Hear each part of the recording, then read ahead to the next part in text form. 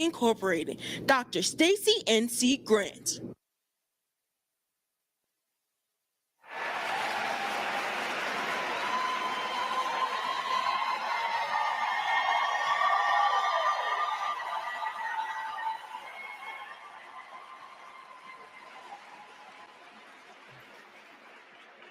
My name is Dr. Stacy N.C. Grant, and I am the International President and CEO of Zeta Phi Beta Sorority Incorporated. We are a 104-year-old service organization founded on the campus of Howard University, January 16, 1920. Our founders were young college co-eds who were bold enough to speak out against the societal ills of that time and advocate for equity and opportunity for our communities. In 2024, we are carrying that vision forward as we embrace the extraordinary power of she, advocating for social justice, health justice, and economic justice in over 900 chapters globally. As a nonpartisan organization, we educate and mobilize our members, as well as the communities we serve, on issues that affect their access to equity, safety, and growth. Members exercise their individual right to make both personal and political choices. Today, we will get to hear from the sitting Vice President of the United States on how this administration is addressing the issues that matter most to us, like affordable health care, Black maternal health, small business opportunities. Our Vice President is a proud member of the Divine Nine family as a sister of Alpha Kappa Alpha Sorority Incorporated. And all 9 of our organizations stand in unity with an unprecedented outreach for voter registration, education, and mobilization to get coordinated efforts to get out the vote. We are stronger together. Since its inception, Zeta Phi Beta Sorority Incorporated has chronicled a number of firsts.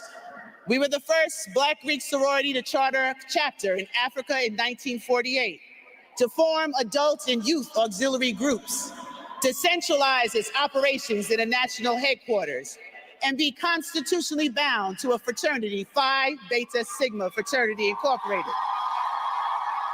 And after today, Zeta Phi Beta Sorority Incorporated will be the first D9 Black Greek lettered organization to host the first Black woman presidential nominee. My first opportunity to meet and start building a relationship with Vice President Kamala Harris confirmed what I observed as I watched her from afar. She is a leader that is thoughtful. She is a woman who is strong, brilliant, and compassionate. Her love for this country is unmatched, and her faith guides her actions.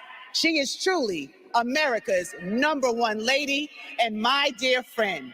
And now it is my honor to introduce the first woman to be elected Vice President of the United States, Kamala Harris.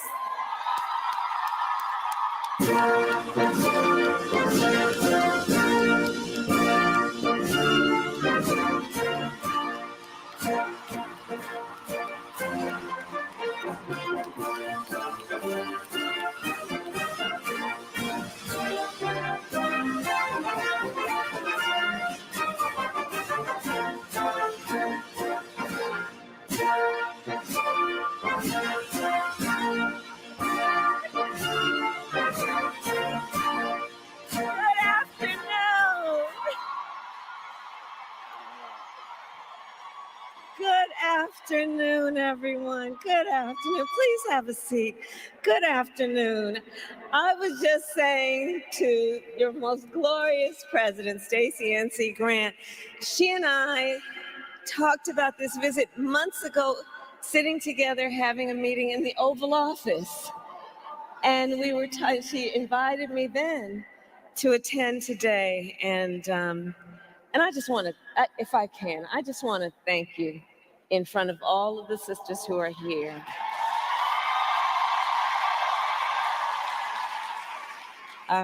She has provided years of support and friendship, and she always, like everyone here knows, she always shows up, and I'm so, so deeply grateful. Thank you. And to everyone here, it is so good to be with you. To the former presidents who are in attendance, to the International Board of Directors, and to all of the fine members of Zeta Phi Beta Sorority Incorporated.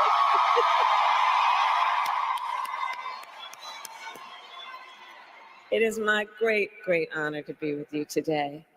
And I love you back.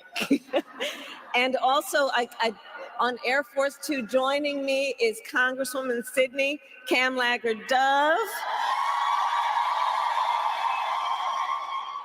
And I know here is also our dearest Mrs. Opal Lee, the grandmother of Juneteenth. Oh, she goes right there. And to all of the distinguished ladies, I thank you so very much for this warm welcome. And I will begin by saying a few words about our President, Joe Biden. So tonight, yes, thank you, yes. So tonight, our president will address the nation about his decision to step down as a candidate, and he will talk about not only the work, the extraordinary work that he has accomplished, but about his work in the next 6 months. And so before he does, and while I'm here with you, I want to just share with you a little bit about him based on what I know, based on personal experience. Joe Biden is a leader with bold vision.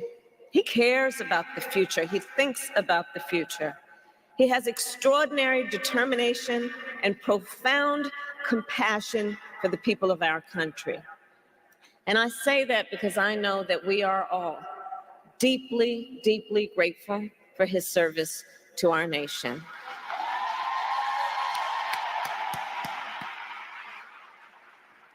And to the sisters of Zeta Phi Beta Sorority Incorporated, I thank you for your incredible service to our nation as well. You know, I know who we all are. I know who is here. And I know, therefore, that we share a vision for the future of our nation. A future where every person has the opportunity not just to get by, but to get ahead. A future of social justice, health justice, economic justice, just as you have laid out in this year's theme. Ours is a vision of a future in which we realize the promise of America. And I deeply believe in the promise of America, a promise of freedom, opportunity, and justice, not for some, but for all.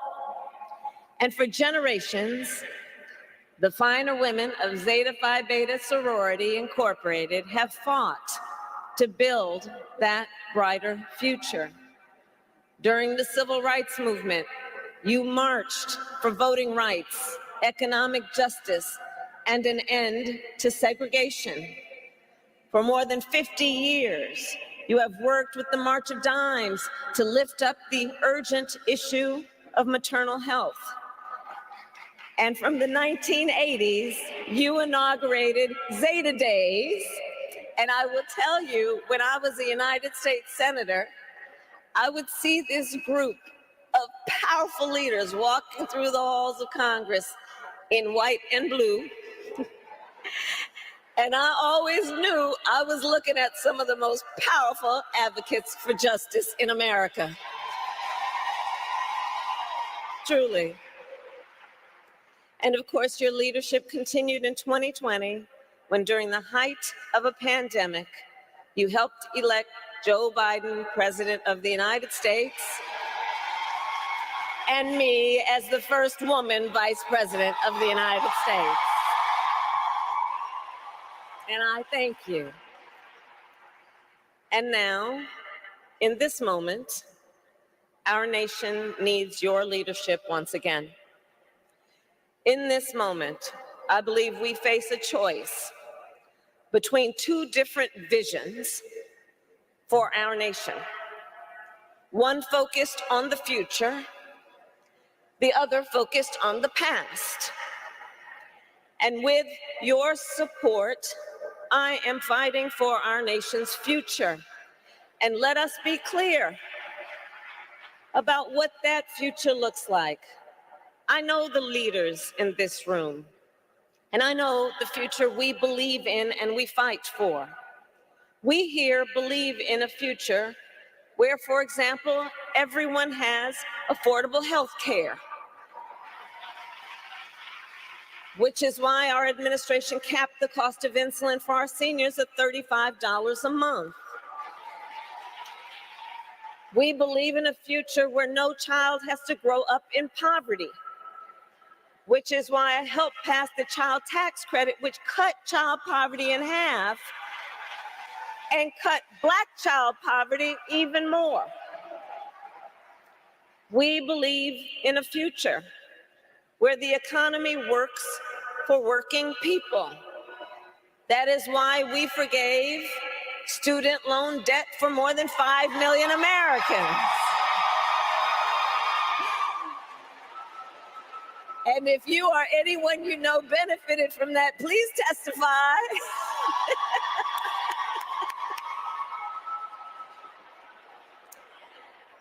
And we are finally making it so that medical debt can no longer be used against your credit score. And it is because of our collective vision for the future that we continue to fight for affordable child care, affordable elder care, and paid family leave. We here believe in a future where all women and all mothers are safe. That is why, as Vice President, I have elevated and took on the issue of maternal mortality, knowing that women in America die at a higher rate in connection with childbirth than women in any other wealthy nation in the world. And Black women are 3 times more likely to die in connection with childbirth. And for too long, this has been a crisis in our country, and it is time that we recognize the crisis it is. In fact, when I took office, I challenged every state in our nation on this issue because, you see, I said, look, we need to extend Medicaid postpartum coverage from a measly 2 months to a full year. And I'm proud to report, whereas when I issued the challenge, only 3 states offered a full year of coverage, now 46 states do.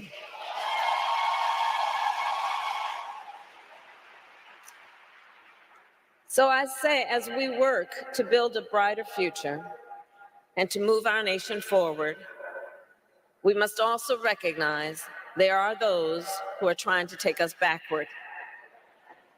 You may have seen their agenda. Part of it is called Project 2025.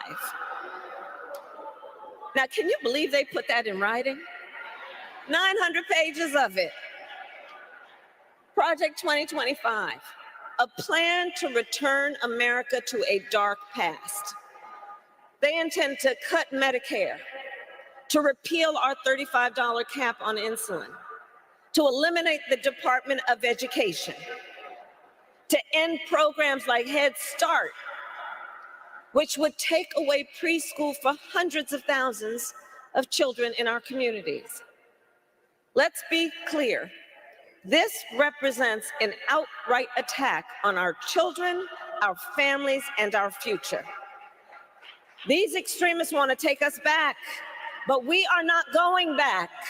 We are not going back. Ours is a fight for the future, and ours is a fight for freedom. Across our nation, we are witnessing a full-on assault on hard-fought, hard-won freedoms and rights, the freedom to vote, the freedom to be safe from gun violence, the freedom to live without fear of bigotry and hate, the freedom to love who you love openly and with pride, the freedom to learn and acknowledge our true and full history, and the freedom of a woman to make decisions about her own body and not have her government telling her what to do. And in the face of these attacks, we must continue to stand together in defense of freedom. We who believe in the sacred freedom to vote will make sure then that every American has the ability to cast their ballot and have it counted. We who believe that every person in our nation should be free from gun violence will finally pass universal background checks, red flag laws, and an assault weapons ban. We who believe that every person in our nation should be free from bigotry, discrimination, and hate will continue to fight for equality and justice for all. And we who believe in reproductive freedom will fight for a woman's right to choose, because one does not have to abandon their faith or deeply held beliefs to agree the government should not be telling her what to do. You know, when he was president, Donald Trump, former president, handpicked 3 members of the United States Supreme Court because he intended for them to overturn Roe v. Wade. The United States Supreme Court, previously the court of Thurgood and RBG. And as he intended, they did. Well, let me tell you something. When I am president of the United States, and when Congress passes a law to restore those freedoms, I will sign it into law.